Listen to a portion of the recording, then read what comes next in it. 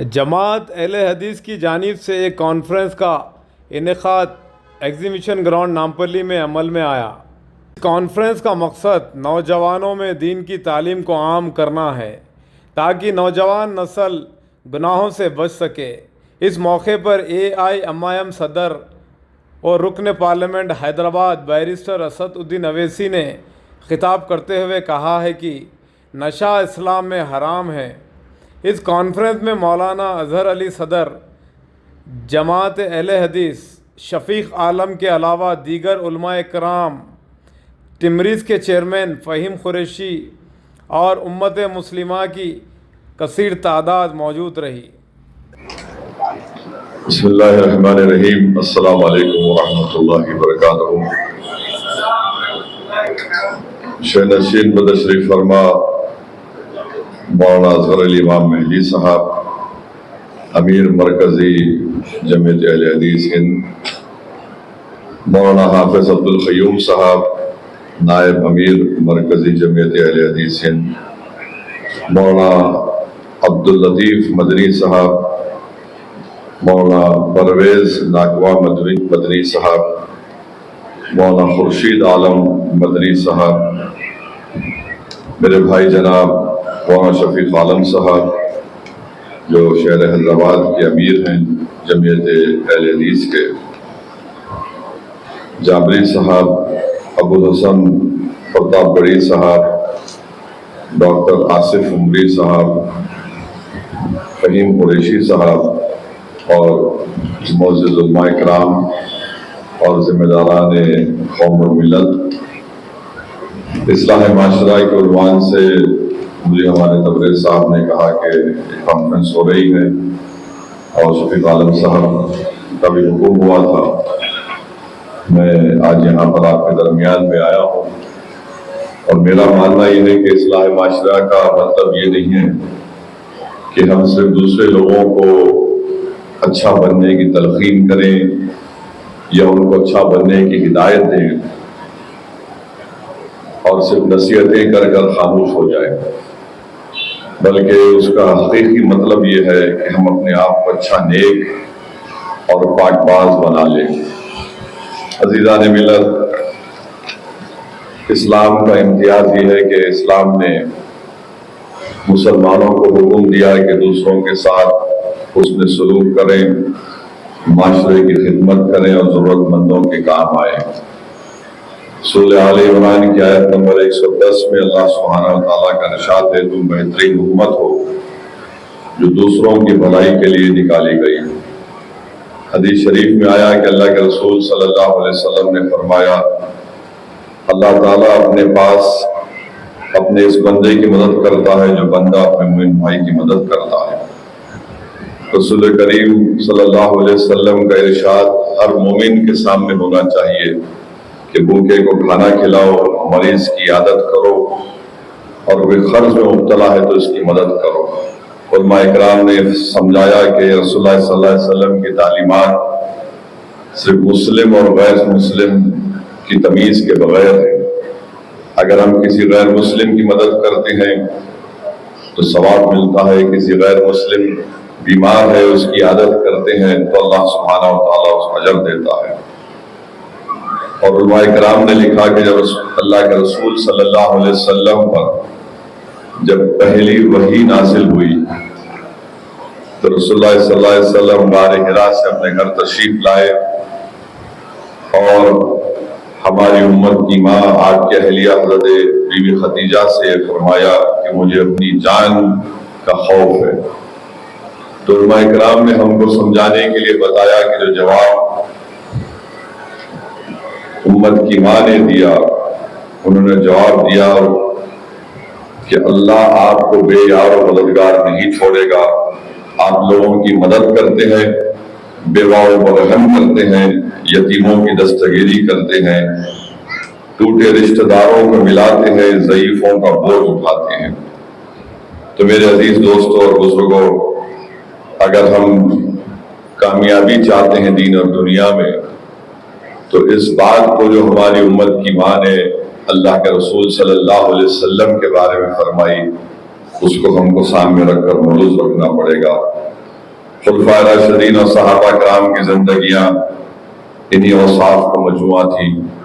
सिद्दीक़ अकबर है, कमज़ोरों को खरीद कर गुलामों को आज़ाद कर रहे हैं, बेवाओं के और ज़ईफ़ औरतों की बकरियां हैं, बगैर पैसे लिए उसको चरवा देते। फारूक आज़म हैं, बैतुल माल को बनाया और कहा कि गरीब, माजूर और बाहिज को इससे मदद की जाएगी।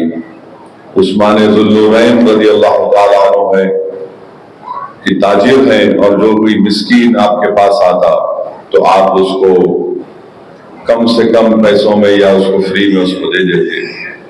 हज़रत अली रज़ियल्लाहु ताला अन्हु है और आपकी सखावत तो ज़रबुल मिसाल है। जो कुछ आपके पास होता हज़रत अली उसको साहिल को दे देते।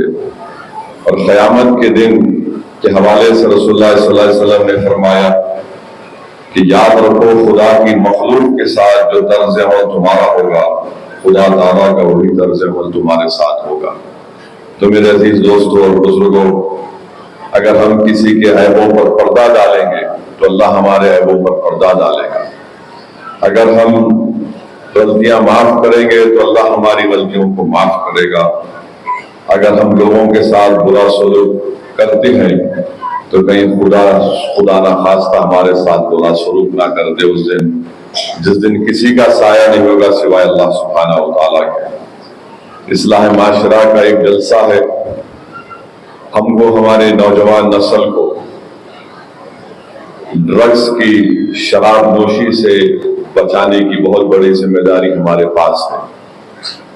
और खुद हुकूमत हिंद के आदाद और शुमार ये बताते हैं कि चरस की लानत इस मुल्क में 3 करोड़ 10 लाख लोगों को लग चुकी है और उनकी उम्र 10 साल से 75 साल के दरमियान में है।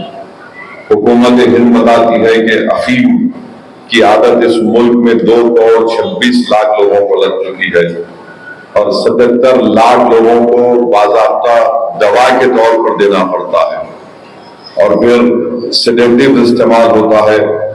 1 करोड़ 18 लाख लोग इसको इस्तेमाल करते हैं। आजकल एक और नया ड्रग निकला, ATS। यानी इस चीजों से अगर हम नहीं बचाएंगे अपनी नौजवान नस्ल को, बल्कि मुल्क की आबादी का करीब 2.5% लोग आज ड्रग्स के एडिक्ट बन चुके हैं। और हम जानते हैं कि अल्लाह के रसूल सल्लल्लाहु अलैहि वसल्लम ने फरमाया कि उम्मुल खबाइस है। इसके ताल्लुक से तो हमको जरूरी है कि हम अपने नौजवान बच्चों पर नजर रखें। एक न्यूज में पढ़ रहा था, पंजाब के DGP साहब थे, अभी भी है। उन्होंने बड़ी तकलीफ से कहा कि मेरा बेटा, नौजवान बेटा है और उसको ड्रग की आदत पड़ गई और एक ऐसा वक्त आया कि उसकी शादी भी हुई, बच्चा भी हुआ, वो खुद अपनी जान ले लिया। इससे हमको हिफाजत करना है, खवातीन से अच्छा बर्ताव करना है। मैं आपको हालिया दिन का एक वाक़या सुना रहा हूँ कि इलेक्शन में किसी एक हमारी बहन ने जाकर मजलिस के कहने पर किसी एक उम्मीदवार को वोट दे दिया तो मालूम हुआ शौहर को तो उसको थप्पड़ मार दिए, पीट दिए।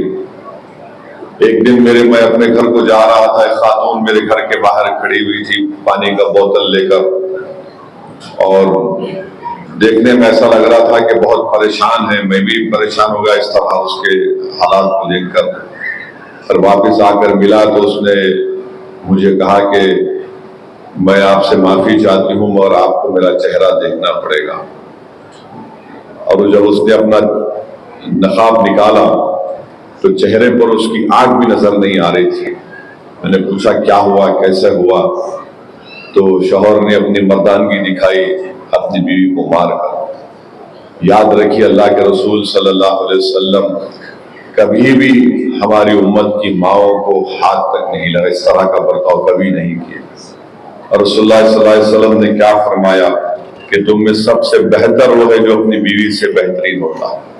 तो मेरे अजीज दोस्तों और बुजुर्गों, ظاہر ہے یہ تمام احادیث آپ علماء کرام کے بصیرت افروز خطابات سے سنا ہوگا، اور پھر ہم کو حجت الوداع کو یادگار خطبہ رسول اللہ صلی اللہ علیہ وسلم نے فرمایا کہ عورتوں کے معاملے میں اللہ سے ڈرو اور ان سے بہترین سلوک کرو۔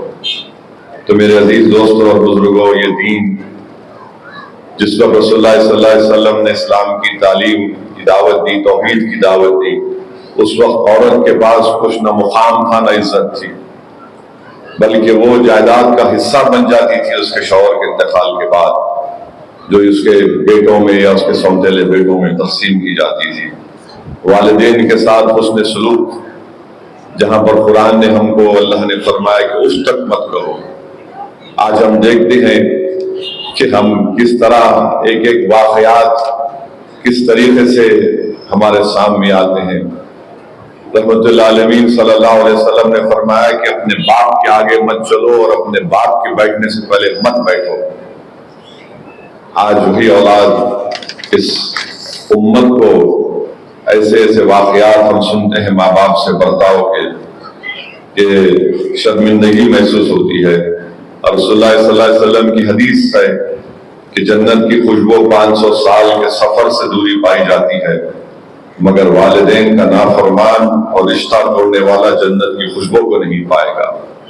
تو اس چیز کو ہم کو یاد رکھنا ہے۔ بہرحال میں زیادہ وقت لیے بغیر کہوں گا کہ رشتہ داروں سے اس میں سلوک، پڑوسیوں کے حقوق، اور رسول اللہ صلی اللہ علیہ وسلم کی حدیث ہے کہ رسول اللہ صلی اللہ علیہ وسلم کی خدمت میں عرض کیا گیا کہ رسول اللہ صلی اللہ علیہ وسلم فلاں عورت کے بارے میں سنا کہ بہت نماز پڑھتی، روزے رکھتی، خیرات کرتی، مگر ساتھ ہی ہمسائیوں کو بہت ستاتی ہے۔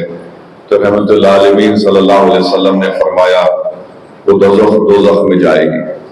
پھر آپ کے سامنے عرض کیا گیا کہ ایک عورت ہے جو کم نماز پڑھتی، کم روزے رکھتی اور خیرات بھی دیتی ہے، تو وہ بھی سوکھے پنیر کے ذرے دیتی ہے، مگر اپنے ہمسایوں سے اچھا رہتی ہے، فرمایا وہ جنت میں جائے گی۔ تو میرے عزیز دوستوں اور بزرگوں، یتیموں اور بیواؤں سے حسن سلوک، جانوروں سے حسن سلوک، یہ دین کی تعلیمات میں یہ سب چیزیں ہیں۔ اگر ہم اس پر عمل کریں تو ضرور ہم کو دین اور دنیا میں کامیابی ملے گی۔ ابھی حضرت فرما رہے تھے غم کو کیسے دور کرنا۔ آج کل ایک بہت بڑی انڈسٹری بن چکی ہے سائیکیٹرسٹ کی، سائیکو انالیسس کی۔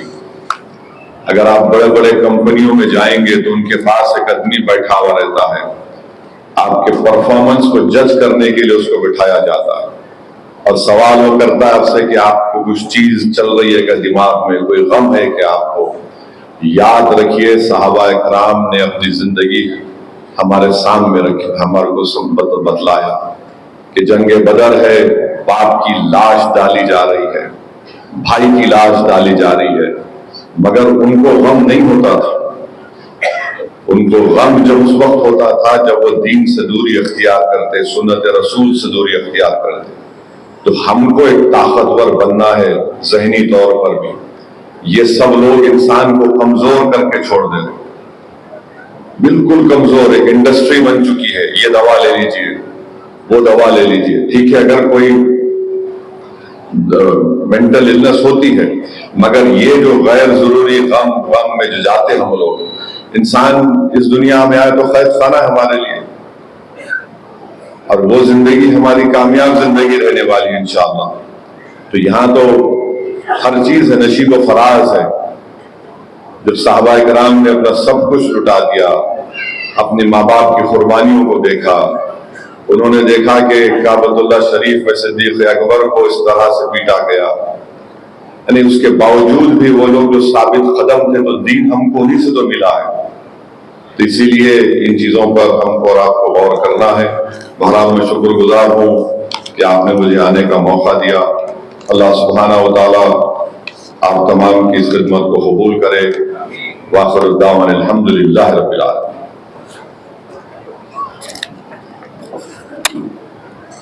بہت بہت شکریہ، جزاک اللہ خیر۔